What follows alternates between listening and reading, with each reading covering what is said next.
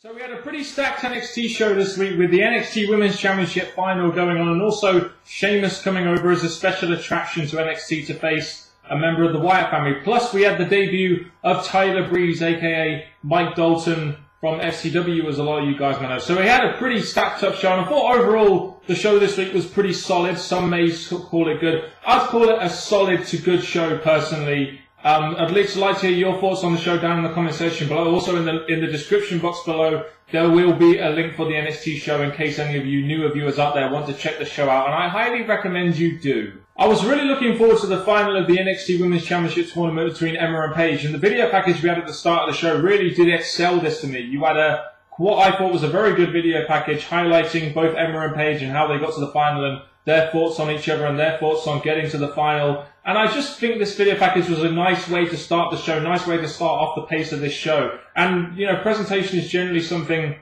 that WWE seem to excel in quite well. And we moved straight on from that video package to the opener of the show, which of course was Emma versus Paige in the final of the NXT Women's Championship tournament. Like I said last week, I'd have liked to have seen this main event, as I think that's a great way of making a tournament feel special. They did it with the tag team tournament. They did it with the NXT Championship tournament as well. But when you have the Wyatt family and Sheamus in the main event, you know, on the show, they kind of have to main event as they're a bit more of a bigger deal than the Divas, even in the final of the tournament, which is a little bit of a shame personally, but that's just the way the cookie crumbles sometimes. One of the other reasons I was interested in this match, I was really interested to see how the crowd was going to react. And, you know, you got Emma, who's incredibly over, Paige, who is also incredibly over, the two most over Divas, probably even superstars, on NXT right now, and the crowd was pretty good throughout this match. We had, you know, let's go Emma, let's go Paige. We had all sorts of crowd interaction going on there, which always makes matches like these feel a little bit better when you have the crowd going and the crowd being pretty loud. And this was a damn good women's match. They gave it plenty of time, and these two girls really did a good job of telling a story in the ring. It wasn't just wrestling moves, it was brawling, it was, you know, determination, trying to pin each other, all that kind of stuff. It was a damn good Divas match in my opinion. And Paige being the first NXT Women's Champion, even though I kind of knew it was going to happen,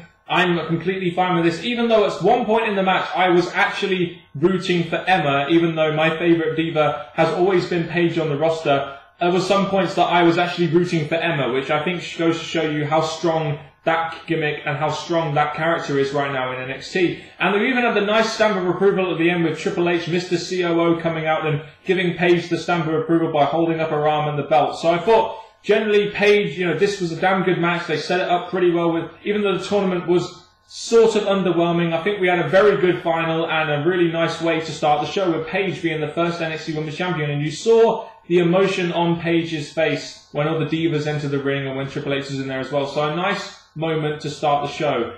It was always going to be tough to follow that though. I like it when NXT use backstage segments to continue feuds that they're not really featuring on the show, but they'll probably feature on the next show. NXT has quite a lot of talent on the roster, so they'll probably feature a whole load of talent one show and a whole load of talent the other. And this is what we got in this Zeb Coulter segment, talking about Sami Zayn wearing a mask and not being legal and being below the border, etc., and how they're going to try and get him deported. And this is a nice little way to introduce Zeb Coulter into this, you know, into this Antonio Cesaro and Sami Zayn feud. I hear they're going to be having a 2 out of 3 falls match, which should be a damn good match. So this is adding a little bit extra to the story, other than the fact that Sami Zayn pinned Antonio Cesaro on his first night in NXT. So a good use, in my opinion, of backstage segments to highlight a further feud going on into possibly another show. So this was the show. We got the debut of a new character, Tyler Breeze, and I think going in with this model gimmick kind of thing, this self-absorbed model gimmick, presentation was always going to be very key with this character. It was always going to be really more about the presentation than anything else. And I think the presentation, as generally WWE do quite well, was done pretty well. I mean, you had the clothes, the way he was dressed, he kind of looked like a sort of miniature version of a Johnny Nitro. You got the nuances, like, you know, staring at the camera like a model would do, and taking pictures of himself consistently, and always like putting back his hair and stuff like that. And, you know, all these little nuances add up to make what could be quite an interesting character going forward.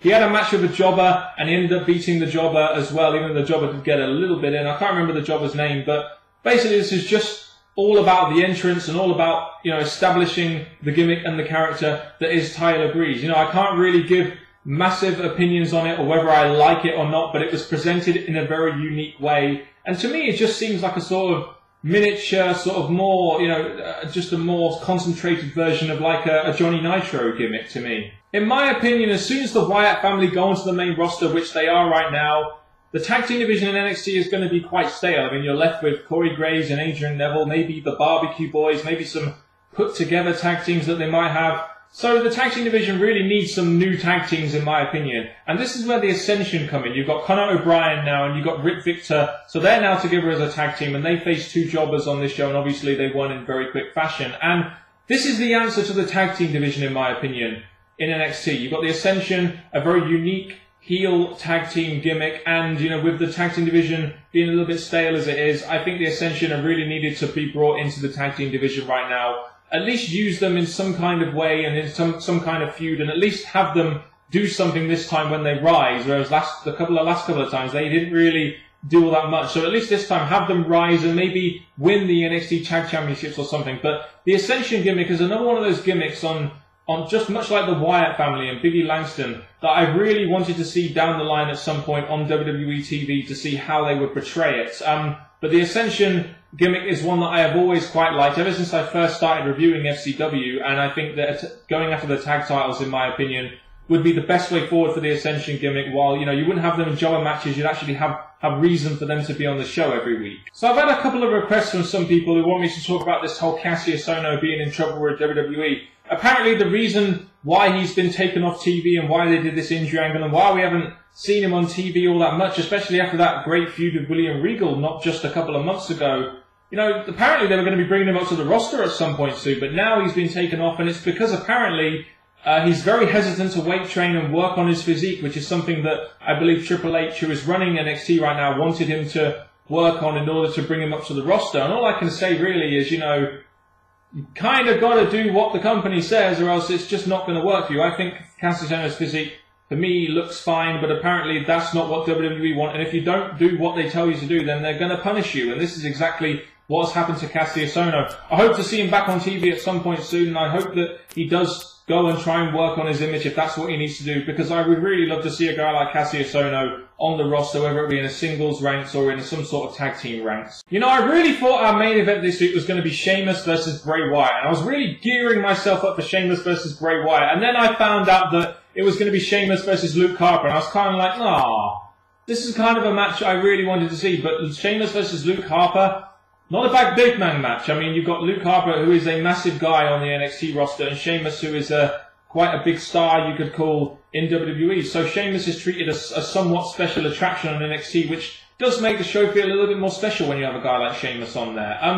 You know, I think going in, we all knew Sheamus was going to win this one clean. That's probably why they didn't put Bray Wyatt in there, because they didn't want Bray Wyatt to do a job. They'd rather one of his flankies do a job in Luke Harper. And I found it interesting that after the match, when Luke Harper actually lost to Sheamus, that Bray Wyatt didn't really seem bothered. He just was like, you know, well done, Sheamus. And I thought there would be a little bit more interaction there, maybe a beatdown of some kind, but I guess they wanted to send the fans home happy with Sheamus ending the show. So it was a decent main event, in my opinion. Did feel a little bit pointless and not really relevant to the NXT product, but bringing in a special attraction like Sheamus to NXT from the WWE roster, who's been a former world champion before, is always a good, you know, it's always good to have on the NXT shows occasionally, and especially in your main event when you're trying to, you know, involve some of your NXT roster guys who you're going to be bringing up to the TV show with a guy like Sheamus. It's always a nice way of sort of putting them over and trying to, you know, giving them some practice for the time that maybe sometime down the line,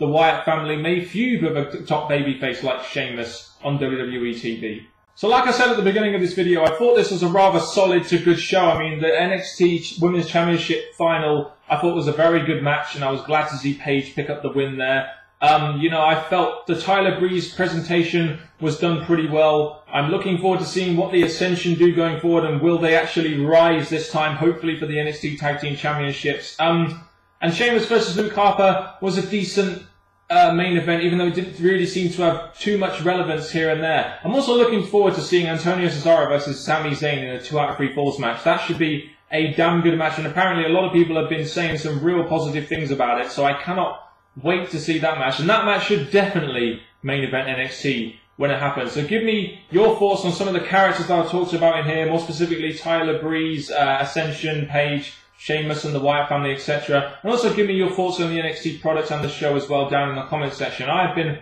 Mr. Parkin. Thank you very much for watching this NXT review. If you have, I'll be here same place, same time next week. Thank you very much for watching. Goodbye.